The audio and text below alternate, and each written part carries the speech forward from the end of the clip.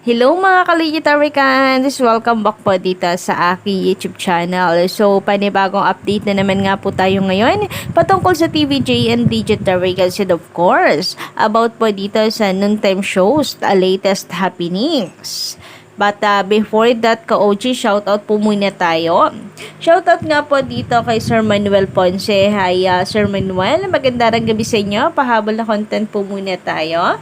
Shoutout din kay Sir John Vallejo. Magandang gabi sa iyo. Mukhang bago ka lang dito sa aking channel. So, welcome.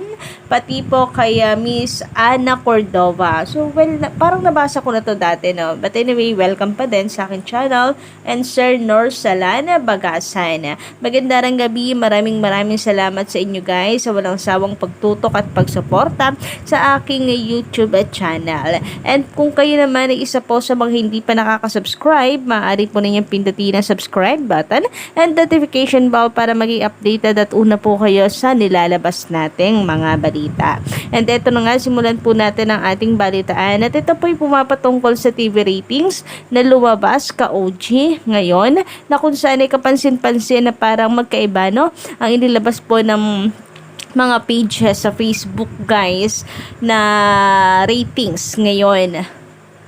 November 15, 2023. So, iniintay ko pa rin ang post ng Lion Hair TV kasi syempre yun po yung verified account. But still, nakapagtataka pa rin siya nang galing yung iba. No, ka-OG? Anyway, basahin nga po natin ang post na isang pro-tape, ka-OG, na Facebook page about dito sa inilabas di umano ng Nielsen. Sabi dito, Eat Bulaga ng GMA, undisputed number 1 noontime TV program sa bansa. Tahanang pinakamasaya Eat Bulaga, undisputed number 1 TV program ayon sa Nielsen surveys nitong Miyerkules, November 15, 2023. So, kahapon po yun, ka-OG. Patuloy pa rin ang pagtaas ng ratings ng programa. Na yun nga po yung nabalitaan natin na parang napapadalas di umano ang pagtaas ng ratings ng Eat Bulaga Tape na ikinasasaya naman po syempre ng kampo ng kabila or panatiko po ng kabila. Anyway, sabi pa dito ayon sa Pintam ratings.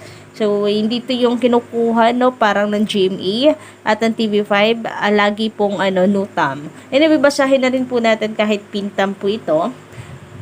National, Urban and Rural Free TV. Nakakuha ang Eat Bulaga ng 3.97, samantalang ang EAT ay 3.47. So, kaunti lang naman yun lamang. Although, ayun nga, puntos pa rin yun sa kanila.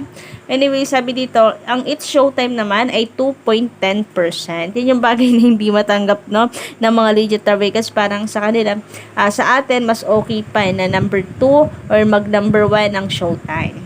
Sabi dito, ayon samantala, sa Nutam naman, ito yung inintay natin, Nutam ratings ng Nielsen, National Urban Only Free TV. Nakuha ng Eat Bulaga ay 4.08 lamang. Sa EAT ay 4.18 at ang It's Showtime ay 2.39. So makikita po natin dito, lamang po ang EAT, di ba?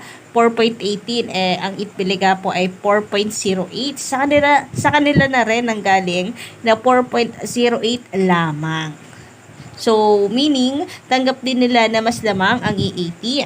Ganun pa man, nakapagtataka dito na mula naman sa Tiger Heart, ka-OG sa Facebook, AGV Nielsen Philippines Nutam, People in TV Homes Rating. Sa Nutam po ito, November 15, 2023 din, Wednesday din, Eat Bulaga 4.1%, ang EAT 4.1%, It's Showtime 2.7%.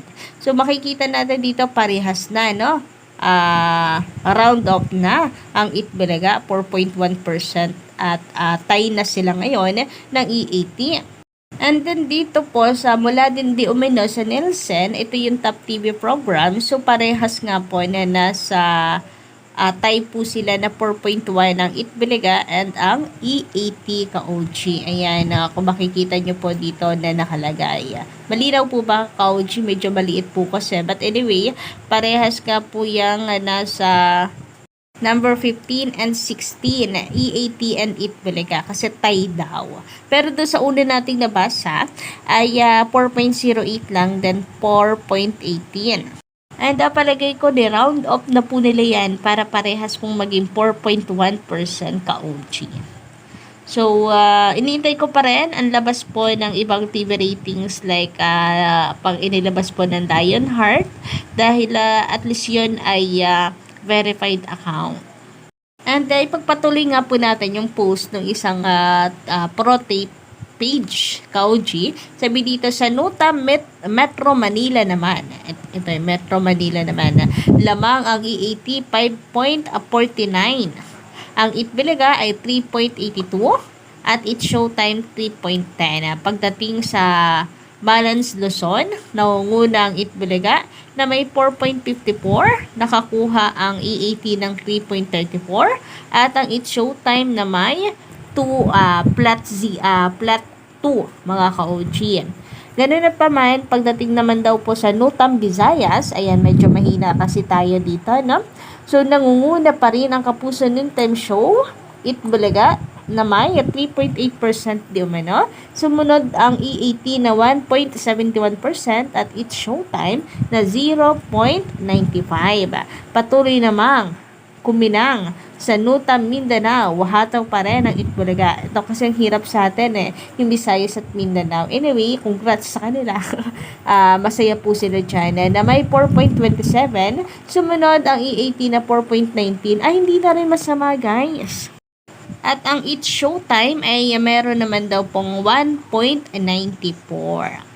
And ito naman, RTAM naman to, ka-OG. Sabi dito, di